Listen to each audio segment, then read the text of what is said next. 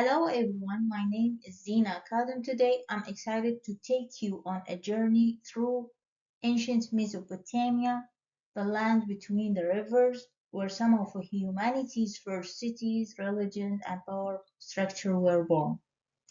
The title of my podcast is Symbols of Power, Ziggurats, and Cylinder Seals in Mesopotamia. Throughout this episode, we will move from extra large scale of Mesopotamia's landscape through the large and medium scales of the cities and temples, and finally down to the small scale of personal artifacts like cylinder seals. So let's begin our journey. Let us start with the extra large scale, the land itself. Mesopotamia is located between two great rivers, the Tigris and Euphrates. Seasonal floods, fertile soil, and unpredictable weather shaped how early people lived. The need to control water led to innovation, irrigation canals, and most importantly, cities. One of the most important cities was Ur, founded around 2100 BCE. It was a major center of religion, politics, and trade. At the heart of Ur stood the Ziggurats, a massive stone structure made of mud brick. From miles away, Ziggurats dominates the skyline.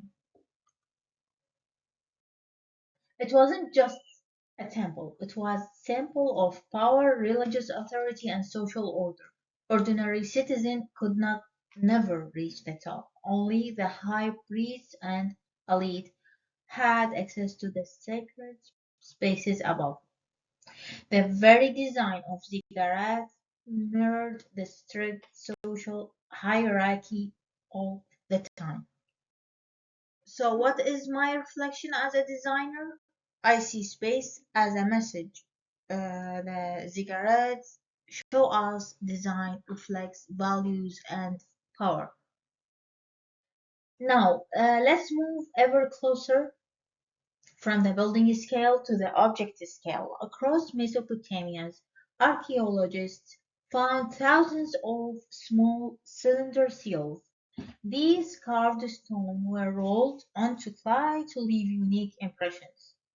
Each seal acted like a personal signature, marking ownership or identity.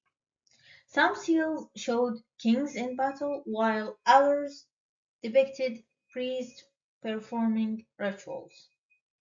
Even in something as small as a seal, power and hierarchy were clearly visible.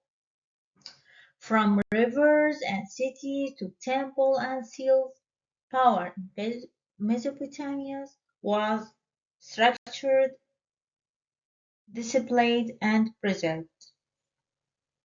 Now let's move into uncovering what is often hidden beneath the surface.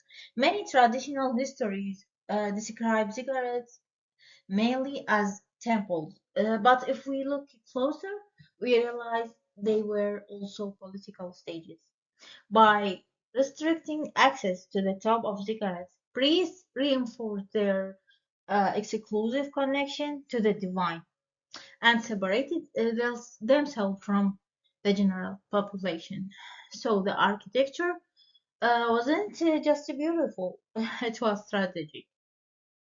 And who built these cigarettes? Thousands of workers, many probably live difficult lives, but their stories are often missing from records.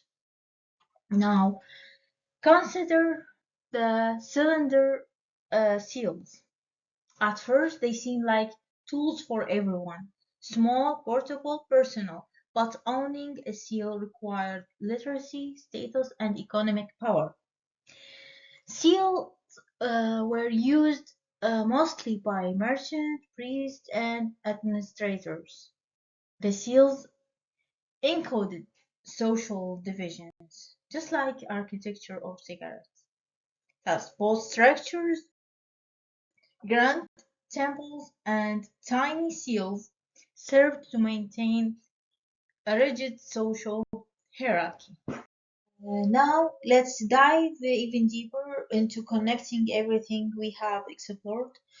We talked about how the ziggurats of who shape physical movement through space, who could approach, who could access, and who could never reach the sacred areas. We talked about cylinder seals, tiny but powerful, that controlled identity and ownership. But what does this really mean for how we live today? Think about how public spaces are designed in a modern world. Governments, religious institutions, universities, even luxury malls all control access. Some areas are open to everyone while others are gated, guarded, and restricted. In many modern government buildings, you can't simply walk into important rooms. There are barriers, both physical and symbolic, separating ordinary people from those in power. This is exactly what Ziggurats taught us. Architecture creates a visible and invisible social order. The stairs of the Ziggurat weren't just physical steps, they were metaphors for social climbing, privilege, and divine favor. Similarly, the cylinder seals weren't just beautiful carvings. They told a story. This is belong to me. This is my domain. This is my authority. Access and identity were both spatial and symbolic. And this hasn't changed much even after 4,000 years. And today I wanted to challenge us to think when we walk into courthouse, cathedral, museum, or university. How are you directed? Where can you go? Where can't you go? Who has access to private spaces? Who must remain outside? Architecture still speaks loudly and silently about who belongs and who does not. In Mesopotamia, the elite priests lived and moved above, while ordinary people stayed on the ground. Today, power dynamics are still built into our cities, our offices, and even our schools. And cigarettes is not the cigarettes is not gone. It has simply evolved. When we study ancient Mesopotamia, we aren't just learning about old breaks and forgotten gods. We are learning about ourselves. We are realizing how deeply human societies have always been structured by architecture, and how the spaces we create reflect our values, our fears, our hopes.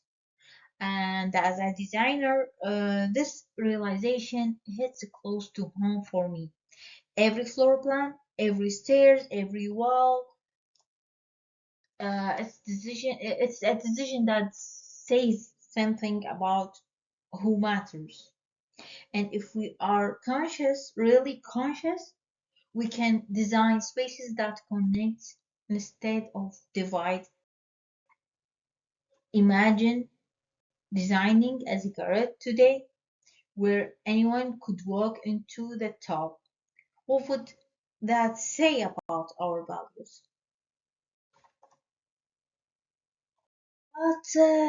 But there is even more to see when we think carefully about the space.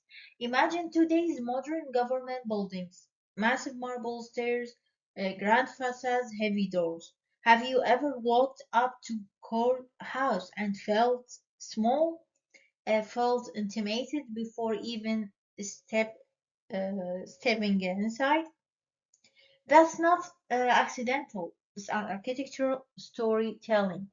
In Mesopotamia, the Ziggurats said the uh, gods are above you. Access to power is restricted.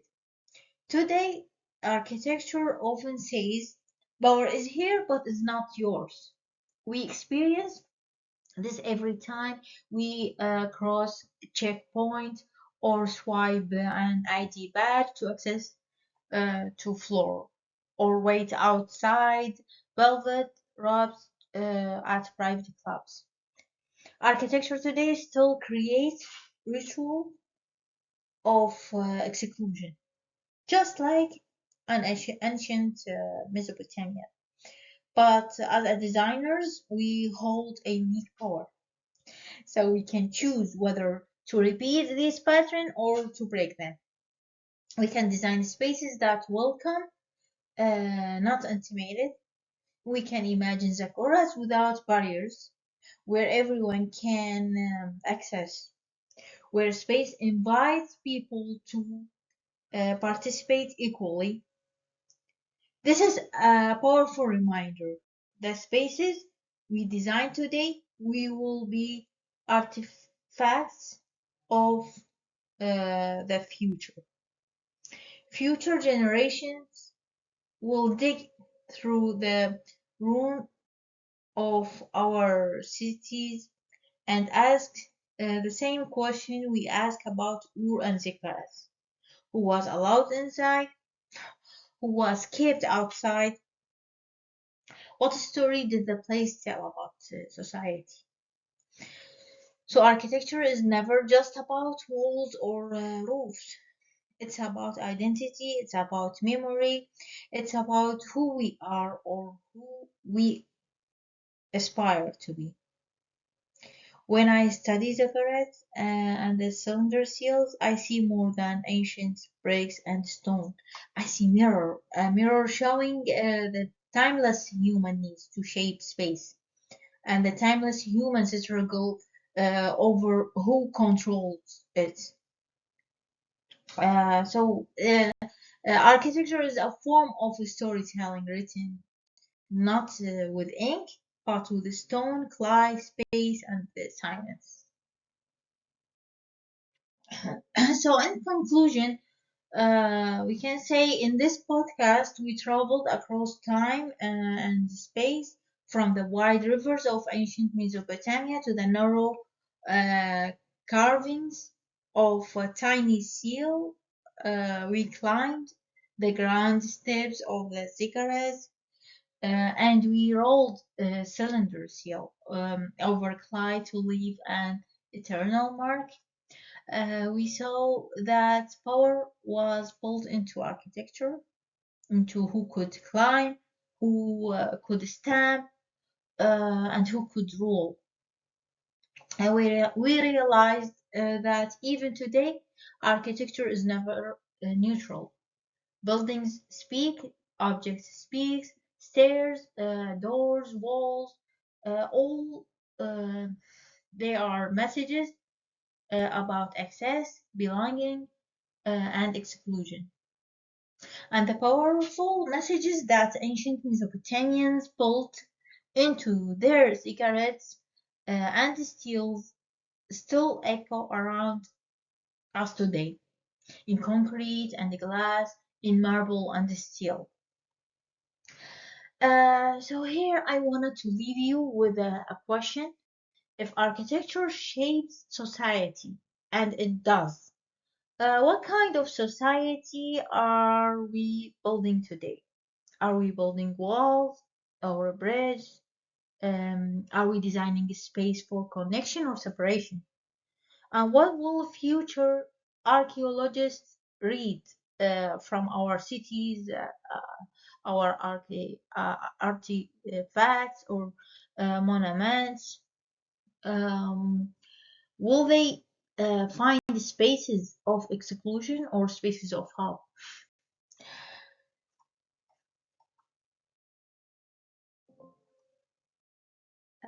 Thank you so much for listening to this journey through samples of power, in ancient Mesopotamia. I hope it inspires you to look more deeply, not just at ancient ruins, but at the spaces and structures that shape your life today.